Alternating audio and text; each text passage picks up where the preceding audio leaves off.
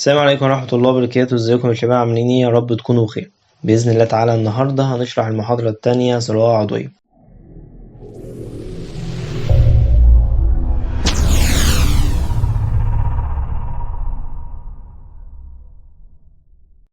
شاء الله النهاردة المحاضرة سهلة جدا وبسيطة. تمام، هي مائلة تكملة وتوضيح شكل أكتر بشكل أكبر يعني على المعلومات اللي احنا خدناها في المحاضرة الأولى. بإذن الله تعالى النهاردة هنتكلم على المبادئ الأربعة الأساسية في الزراعة العضوية.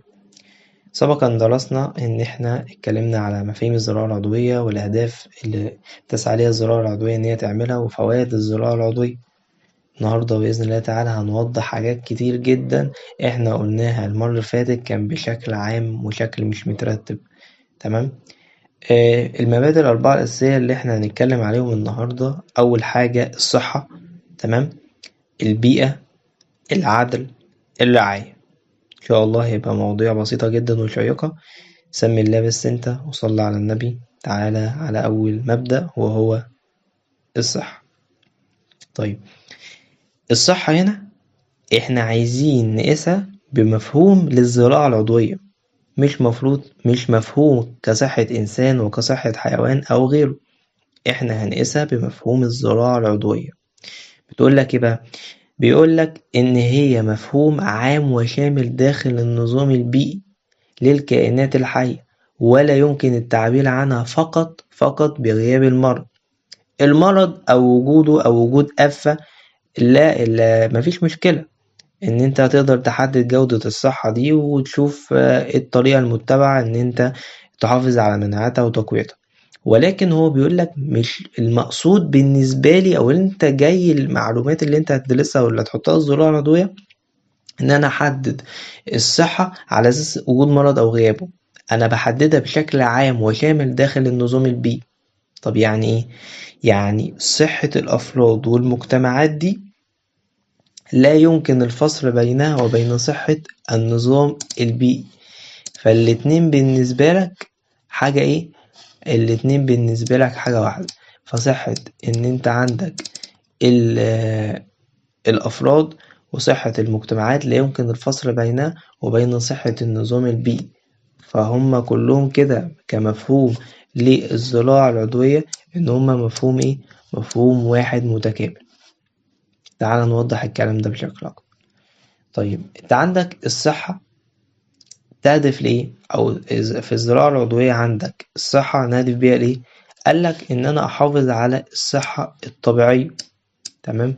إن أنت تحافظ على الصحة الطبيعية وكمان تحافظ على الصحة إيه؟ الجسدية. تعالى كده نشيل ده بالظبط كده. هما باينين يعني عندك إن أنت تحافظ على الصحة الطبيعية وتحافظ على الصحة الجسدية.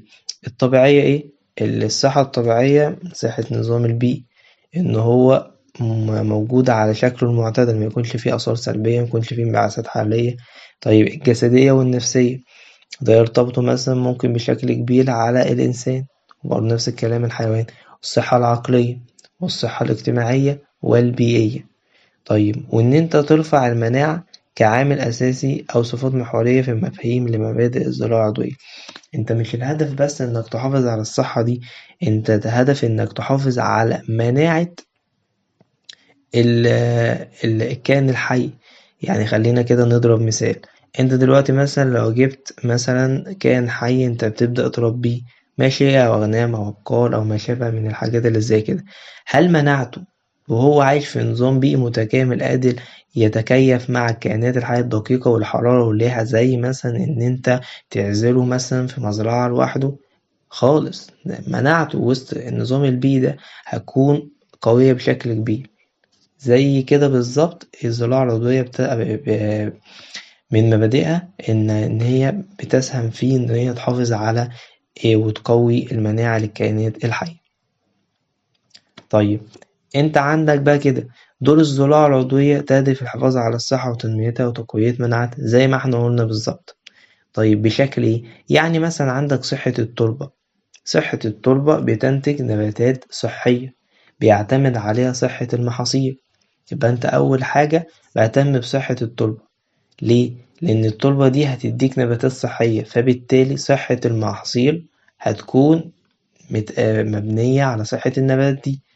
طب صحة الحيوان والإنسان شكل تمهيدي قوي، هيتغذى من إيه؟ هيتغذى من المحصول ده.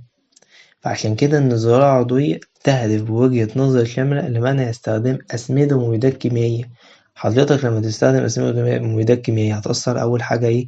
هتأثر أول حاجة على التربة؟ أقول لك لأ، هتأثر أول حاجة على النظام البيئي. انت الأسمدة والمبيدات الكيميائية انت جايبها لي منين؟ انت جايبها لي من مصانع، تمام.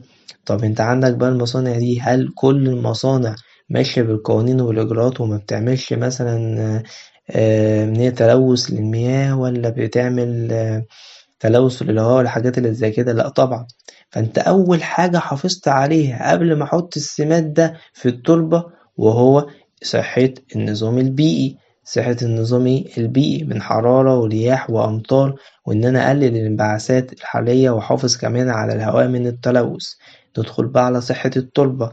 طيب إذا عندك الأسمدة والمبيدات دي بتأثر على خصوبة التربة، بتؤدي لقتل حشرات نافعة، بتزود حشرات ضارة، تمام. كمان بتأثر على جودة المنتج اللي انت عملته بشكل سريع، ده ما حصلش على المحتوى الكامل من العناصر. فانت كده رحت أثرت على صحة المحاصيل. مين بقى اللي هياكل الكلام ده؟ الحيوان والإنسان. فانت كده تبدأ بشكل مستدام.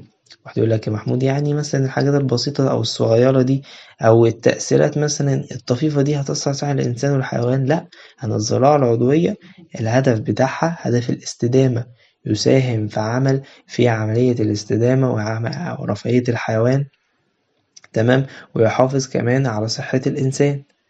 فأنت التأثيرات البسيطة دي هيكون تأثيرها ناجم خلال المستقبل. الزراعة العضوية ده دايما تكون أحطها قاعدة كده: زراعة عضوية بحافظ صحة الإنسان وصحة الحيوان. فشفت السلسلة ماشية منين؟ فكده فعلا قدرنا نقول، أو فعلا لما جينا نعرف إيه الصحة، تمام، فعلا هي تعتبر إيه؟ تعتبر مفهوم عام وشامل. مفهوم عام وشامل إيه؟ داخل النظام البيئي، بالظبط، يعني مفهوم عام وشامل داخل النظام البيئي. طيب تعالى نكمل. طيب ماشي، يبقى انت كده كزراعة عضوية انا بمنع استخدم اسمدة ومبيدات كيميائية او اي اضافات للاغذية. طب ماشي، ليه يا عم؟ طب ما انا عايز انتج منتج عالي، انا قصدي عايز انتج منتج بكثرة، عايز المنتجات بتاعتي تبقى بشكل اسرع. طب الهدف ايه؟ الهدف ان انت بتعمل على انتاج منتج ذو جودة عالية يساهم بشكل كبير في الحماية والوقاية من الامراض. وده الهدف الأسمى اللي بتسعى إليه الزراعة العضوية، مش كسب مادي وكثرة في إنتاج المنتج فحسب. تعال نكمل. ده كده ملخص سريع كده للصحة، مفهوم ونظرة شاملة وبشكل عام يهدف الحفاظ على صحة الإنسان والحيوان، ولا يفترض بوجوده مثلا بغياب المرض. لا، ده بيعتمد على النظام البيئي. وقلنا إن صحة الأفراد والمجتمعات لا يمكن فصل بينها وبين صحة النظام البيئي، ودي من أهم الأهداف أو من أهم يعني المعلومات اللي تخص الصحة. تعال نتكلم على تاني حاجة، والبيئة. طيب المقصود بقى إيه؟ بيقول لك إن الزراعة العضوية يجب أن تبنى على حماية وتعزيز الأنظمة البيئية الحية، وعلى الدورات البيئية من رياح وأمطار وتعرية. طيب أنا هعمل إيه؟ هعمل على حماية وتعزيز، أحافظ عليها وأطبق عليها مبدأ الاستدامة. مش فاهم، تعال نكمل. وأن تعمل على تنميتها ومساعدتها على البقاء والحفاظ عليها وتنميتها وتوفير التغذية والرفاهية لها. كلام تحس إنه مجعلص. ماشي، انت قلت لي إن الزراعة العضوية متأسسة إن هي تعمل على حماية وتعزيز، يعني أنا بحافظ على الحاجة دي وبساعد على تنميتها. أنظمة بيئية حية. طيب محمود، حية بس؟ لأ، ده حية وغير حية. ماشي. إيه الأنظمة البيئية الحية؟ قالك مثل الكائنات الحية الدقيقة اللي عندك في التربة، عندك زي النباتات، عندك زي الحيوانات اللي بتتغذى عليها واللي باخد منها المخلفات، عندك مثلا من الأنظمة الغير الحية زي الحرارة والرياح والأمطار تأثيرها. طب التمساح اعتمدها وبقائها ليه؟ عشان أحافظ عليها وأنميها وأوفر التغذية والرفاهية لها. من إيه؟ احنا قلنا بقى من كائنات حية دقيقة أو سواء حيوان أو إنسان. طب ماشي، الحاجات دي كلها عشان أعملها لازم أتبع بيئة إنتاج محددة في النظام البيئي. وعايز أقولك إن الزراعة العضوية أحسن حد يعمل بيئة إنتاج، أحسن من كده مفيش. ده راجل ماشي بمعايير، ماشي بقوانين، يعني كل حاجة عنده محسوبة بالملي. كمان إن الزراعة العضوية يا جماعة مش بيعتبر التربة نظام غير حي ولا لأ، بيقولك إن الزراعة العضوية بيعتبر التربة كإيه، حية أو نظام حي. لأن أنت لما تعتبر إن التربة حية أو نظام حي ده بيديها نظرة أعمق لما بداخلها، من بداخلها مثلا إيه، من نظام بيئي للنباتات والمحاصيل المختلفة في الزراعة العضوية. يعني أنت لما تعتبر إن التربة دي نظام حي، أنت هتهتم بشكل كبير من مكوناتها، هتهتم بشكل كبير من الكائنات الحية الدقيقة بها، المحاصيل والنباتات المزروعة في الزراعة العضوية وتنميتها. فده بيديها طابع ونظام أعمق بشكل كبير يعني. فده الاعتبار اللي احنا إن الزراعة العضوية لتعتبر مثلا إن التربة نظام حي. طيب، من مبادئ الزراعة العضوية في البيئة أن يراعي التناسق في الدورات الطبيعية البيئية والتوازن البيئي الطبيعي في هذه الدورة. هي على الرغم من أنها دورات كونية، ولكن العمليات المختلفة بها تخص الزراعة العضوية. بمعنى إيه؟ حضرتك دلوقتي أنا راجل رايح أزرع منتج عضوي، تمام؟ قالك مفيش مشكلة. هل ينفع أروح أزرع المنتج العضوي بتاعي ده في ظروف بيئية أنا معرفش إيه؟ من حرارة، من رياح، من أمطار، من دورات بيئية، تمام، أو دورات طبيعية للنظام البيئي ده؟ قالك لأ، لأن الصنف والنوع اللي أنت هتزرعه في المزرعة بتاعتك ده بيحتاج حرارة بدرجة معينة، رياح بدرجة معينة. احنا كده غير التربة طبعا، تمام. فأنت عشان كده الموقع ذات نفسه بيتأثر بالنظام البيئي، الموقع والمزرعة بيتأثر بالنظام البيئي، تمام. حركات المد والجزر اللي يعتبر يعني الحركات الكونية اللي بتحصل عندك دي ليها تأثير ناجم، تمام، عندك في الزراعة العضوية، تمام. ولازم طبعا تراعي إن الكلام ده يكون متأقلم مع الظروف البيئية، المنتج العضوي اللي أنت تزرعه ده، والطبيعية المختلفة للمواقع وعوامل المحددات للزراعة في هذا الموقع. طيب، بيقول لك إن المدخرات والعمليات الزراعية العضوية يجب إن هي تقلل من استخدام المدخرات. بمعنى إيه؟ الزراعة العضوية منتج عضوي بحافظ على مكونات التربة، بعمل إعادة تدوير ليها، قالك بعمل تفاعل ما بينها وبين الكائنات الحية والحرارة والرياح والأمطار بس، ما بدخلش مدخلات خارجية، بقلل من العناصر اللي أنا عايز أزودها في التربة، بقلل من الأسمدة، بقلل مدخلات تكون تأثيرها سلبي بيتأثر لك عندك في المحصول. أنا بحافظ على الهيئة والبيئة هي زي ما كده، إن هي تديني منتج عضوي أصيل ما عملش أي مدخلات خارجية. قالك يا عم محمود طب نعمل الكلام ده إزاي؟ قالك تعال، الكلام ده بإعادة تدوير المواد والطاقة وإدارتها بصورة فعالة لكي نحافظ وندعم البيئة وجودتها. مواد والطاقة إيه؟ أنت عندك دلوقتي مثلا المواد المتحللة، أنا دي ممكن قالك أحولها لسماد عضوي، فأقدر أستغلها وأديها كسماد عضوي للتربة بتاعتي وهزود من خصوبتها، وفي نفس الوقت أنا ما عملتش مدخلات. ده حاجة تحافظ على المصادر المختلفة وتحافظ في المقام الأعلى على التوازن البيئي. المصادر المختلفة إن أنت عندك إيه؟ إن أنت عندك مثلا الحرارة والرياح، تمام. إن أنت عندك مثلا مكونات التربة، الكائنات الحية الدقيقة بها، كل دي مصادر مختلفة وعوامل مختلفة أنا بحافظ عليها زي ما هي كده، وبعامل على تنميتها واستدامتها. لأن أي تغير في الظروف الجوية أو أي تغير في مكون من مكونات التربة أو المصادر المختلفة اللي تحيط ببيئة العمل بتاعة الزراعة العضوية دي هتأثر عليها. فأنا بعمل إن أنا أقلل على الكلام ده. اهتم طبعا من خلال تصميم نظم الزراعة العضوية إن هي تكون متوافقة مع البيئة والتوازن ما بينهم اللي احنا قلناه. كمان العمل على تطبيقها واتخاذ إجراءات تحافظ على التنوع الجيني والحيوي والزراعي.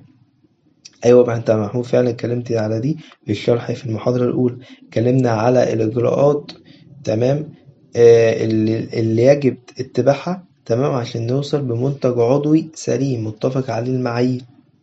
فكل الحاجات دي بتعمل ايه؟ بتحافظ على مكونات التربة، تمام، والظروف البيئية المحيطة بيها، وتقلل لك بقى ان انا استخدم مدخلات خارجية ولا حاجة زي كده. تمام. طيب ايه دورك بقى نحو البيئة؟ كلام تمهيدي أوي وبسيط يعني. بيقول لك إن يجب كل من المنتج والمصنع ومن المصنع أو التاجر المستهلك. يعني كتير جدا يا جماعة بيفهم إن إيه، خلاص أنت لازم منتج عضوي، فخلاص الراجل الفلاح اللي بيزرع ده واللي ماسك المزرعة هو المسؤول عن كل حاجة. لا، الموضوع مش كده. ده الموضوع إن أنت خلي بالك دورك نحو البيئة، مش نحو الزراعة العضوية بس، من إن أنت مصنع، من إن أنت تاجر، من إن أنت مستهلك تستخدم طرق حديثة وطرق تكون محافظة على البيئة أكتر. طيب كمان منتجات عضوية أن يحموا البيئة ويعززوها من الاستغلال الأمثل وترشيد استخدام المصادر دي، إن أنت تحافظ إن أنت ما تعملش تلوث الماء، إن أنت ما تعملش تلوث الهواء، إن الكائنات الحية الدقيقة دي تحافظ على إن أنت تديها علف كويس، مش علف مثلا يكون فيه سماد ولا حاجة زي كده فيأثر عليها. طيب كمان البيئة الشائعة زي الأراضي والمناخ والماء الطبيعي اللي كانت الحياة تحيا به، كتير جدا من المصانع والمباني، وطبعا لزيادة عدد الإسكان. فده أثر كتير جدا على الأراضي، تمام، وأثر كتير جدا على المناخ في حتة التكدس وارتفاع درجة الحرارة. كل الكلام ده ليه جانب، تمام، بيأثر عليك عندك في الزراعة العضوية، وكمان بيأثر على الكائنات، إن أنت كده بتبدأ تعمل الكائنات دي هجرة، تمام، فتبدأ إن الكائنات دي يحصل لها انقراض، إن أنت مش بتحافظ عليها، أنت بالعكس أنت بتساعد على تهجيرها من خلال إقامة العديد من إقامة العديد من المساكن والمباني والمشاريع والمصانع، تمام، اللي خدت بشكل كبير جدا عندك المكان المناسب يعني، أو الأماكن اللي تقدر تعمل بيها إيه، أو بيها تربة جيدة تقدر تستغلها في الزراعة، بالإضافة للتنوع الحيوي. تمام، والتنوع الحيوي احنا اتكلمنا عليه كذا حاجة: كائنات حية دقيقة عايشة في التربة، نظام بيئي، نباتات. التنوع الحيوي ممكن نتكلم عليه كنظام الدورات الزراعية. طب بيقول لك ايه؟ بالإضافة للتنوع الحيوي وتحافظ عليه وعمل على استدامته وتعزيزها جانب الحفاظ على المصادر البيئية وطبيعية زي ماء وهواء. تمام. التنوع الحيوي إن أنت بتستخدم دورات زراعية، تستخدم نباتات تزرعها في التربة، تساعد على خصوبة التربة وتزرع معاه نبات تاني، تمام، ممكن ما يكونش بنفس الإنتاج بتاع النبات الأول أو ساب الأصل اللي هو بتاعه من الخصوبة مثلا ولا حاجة، بس يقدر يستخدمه مثلا تزرع أرز، تمام، وقبليه يكون زرع مثلا محصول من البقوليات عشان يديك مثلا سماد عضوي خصوبة ويديك نيتروجين، وهكذا يعني بتبدأ تعمل دورات زراعية. وطبعا الدورة الزراعية دي مفيش دورة زراعية تقوم على أي فقدان زي ماء وهواء وحاجات زي كده، لأ طبعا بتعتمد عليه بشكل كبير. تاني حاجة هنتكلم عليها وهو العدل. طيب العدل مبدأ من مبادئ الزراعة العضوية، يؤكد على إيه؟ يؤكد على أن لابد أن تضمن الزراعة العضوية لكل المشتركين في الإنتاج العضوي والمرتبطين به العدالة في كل المستويات. يعني كنا متكلمين في المحاضرة الأولى على إن الزراعة العضوية ليها دور في المجتمع لأنها بتساعد على توفير عوامل التسويق. تعال نفهم الكلام ده واحدة واحدة. يعني إيه العدل في مبدأ الزراعة العضوية؟ إن بيقولك إن كل المشتركين من أول المنتج لغاية التاجر والمستهلك في الإنتاج العضوي عدالة في جميع الاستويات، في جميع مراحل الإنتاج ومراحل التوزيع ومراحل التسويق. تعال نتكلم برضو نشوف. طب العدالة اللي انت بتتكلم عليها دي ازاي تقدر تعملها؟ ان كل من شخص مساهم في منظومة الزراعة العضوية بالإنتاج العضوي، تمام، ليه الحقية إن هو يعيش حياة كريمة، وإن إن هي إن إن الزراعة دي توفر له الطعام لكل الناس، وإن هي تقلل من الفقر والجوع، لأن الزراعة دي تهدف إن هي توفر توفير كافي للغذاء ذات جودة عالية ومنتجات أخرى من الزراعة العضوية. يبقى طيب المستوى حياة كريمة ده هتوفر له إيه؟ هتوفر له مثلا للعاملين في الزراعة العضوية، وتوفر له كمان إن مستويات مش المستويات بس العالية، لأ، جميع طبقات المجتمع من مستويات إن كل الناس تقدر إن أنت توفر لها المنتج العضوي ده، تمام، اللي بيهدف توفير غذاء كامل الجودة، ما يكونش الحاجات دي احتكار بالنسبة لك فئات أو طبقات عن غيرها، ويكون في نفس الوقت أي مزارع أو أي راجل ماسك مزرعة ماشي بمعايير الزراعة العضوية يقدر إن هو ينتج منتج عضوي، وتقدر الزراعة العضوية إن هي توفر له ناس تشتري منه، وناس تعمل معاه عوامل تسويقية، تجار، فما يكون كل حاجة محسوبة بإجراءات ومعايير، ما يكونش احتكار على حد خالص، علشان نقدر نوفر الطعام تمام لكل الناس بمنتج كافي للغذاء وجودة عالية. طيب كيف يمكن أن تدار المصادر الطبيعية والبيئية التي تستخدم التالي؟ قالك بتدار بالطريقة التي تضمن العدالة الاجتماعية والبيئية، ويجب أن تقوم على الثقة لتوفير المصادر والحفاظ عليها للأجيال القادمة. فالزراعة العضوية بتعمل إن هي بتمحو مبدأ الغش والاحتكار، إن إيه اللي يثبت مثلا المنتج ده منتج زراعة عضوية؟ لأ، ده فيه معايير، ده فيه شروط، فبتقللك تمام ده من مصادر الغش، وبتحافظ على مبدأ الثقة، إن الناس اللي شغالين في الزراعة العضوية لازم يكونوا فنيين ومختارين بعناية، تمام. طيب العدالة من منظور الزراعة العضوية إيه بقى المنظور؟ إيه قصدها؟ نظام إنتاجي وتوزيع وتجاري مفتوح. إنتاجي وتوزيع، أيوة فعلا تعمل على توفير عوامل التسويق، ببدأ من مرحلة الإنتاج لمرحلة التوزيع لمرحلة البيع، وهو نظام مفتوح مش نظام مغلق ونظام محتكر، لأ، ده نظام مفتوح، أي حد جدا يقدر باتباع المعايير السليمة يقدر إن هو يقوم بعمل مزرعة عضوية عادي جدا يعني، وأن يتناسب ويتلائم مع التكاليف البيئية والاجتماعية. إن النظام الإنتاجي ده بيتحدد والعوامل يتوقف عليها التكاليف البيئية، تمام، والتكاليف الاجتماعية، مستوى طبقات المجتمع اللي احنا عايشين فيه، فده بيأثر بشكل كبير يعني. آخر مبدأ عندك هنتكلم عليه وهو الرعاية. هذا المبدأ يقوم على الوقاية والحماية والتحذير والمسؤولية والوعي لكل ده، لإدارة وتنمية واختيار بدائل تكنولوجيا وتقنية في الزراعة العضوية. يعني الرعاية ده هو نظام يعمل على توعية، وفي نفس الوقت تحمل مسؤولية كاملة. كاملة ليه؟ كاملة إن أنت عندك الزراعة العضوية دي هتبدأ تدخل تمام أساليب وتقنيات حديثة تساعدك في الزراعة العضوية، فالزراعة العضوية تبدأ بقى تعمل لك عملية الإيه؟ تبدأ عملية الفرز ما بين الأساليب اللي تنفع والأساليب اللي متنفعش. ويقول لك كمان الزراعة العضوية تكون في حالة وبيئة صحية وتتبع وسائل الأمان. تعالى نتكلم الكلام ده بشكل أوضح.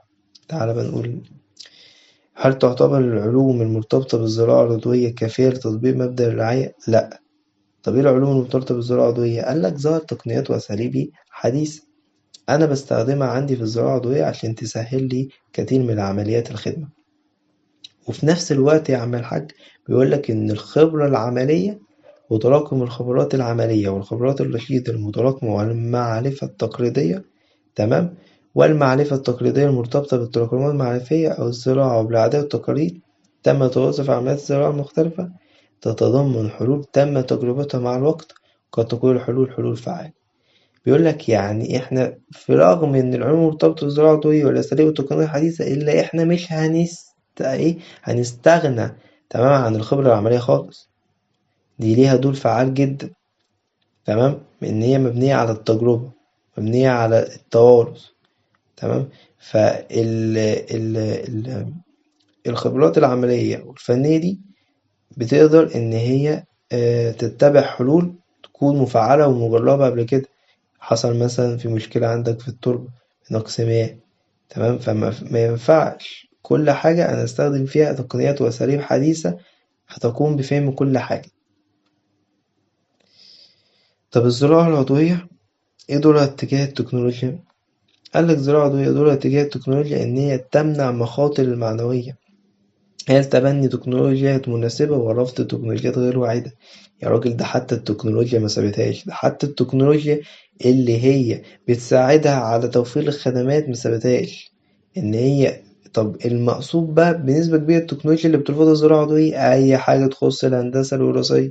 الزراعة العضوية ما بتحبش الهندسة الوراثية، الزراعة العضوية ما بتحبش أي تعديلات على مكونات التربة أو تعديل هندسي وراثي لكائن حي دقيق خالص، بترفض حاجة زي كده.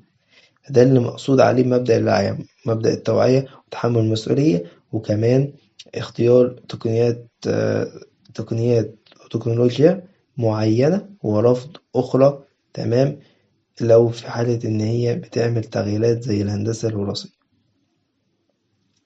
يقول لك قرارات الزراعة العضوية يجب أن تعكس قيم واحتياجات الناس قد تتأثر باستخدام التكنولوجيا الغير مرغوب فيها والمرفوضة.